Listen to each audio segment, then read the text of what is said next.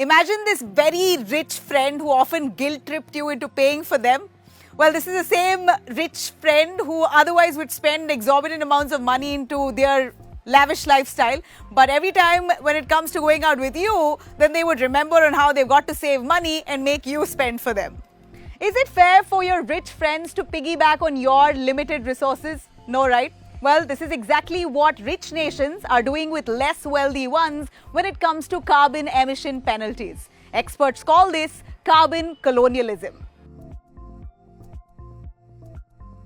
Carbon colonialism is basically when rich countries live at the ecological expense of other countries. So simply put it, these rich and industrialized countries produce carbon on a large scale. But instead of finding ways to curb carbon production, they turn to poorer nations to compensate for their emissions. For example, in 2018, Germany stopped and banned domestic production of hard coal, which emits a lot of carbon. But German power plants continue to import hard coal from countries like Colombia and South Africa. Well, they could have easily found an alternative source of energy to replace coal, but instead, they rerouted it through other countries where increased production of coal would damage that country's ecology. Industrialized countries also import crops and meats from these underdeveloped ones. These underdeveloped countries end up clearing their rich forests for more land to grow crops or rear cattle because they need foreign exchange. Brazil and Indonesia are two big examples who are victims to this trade.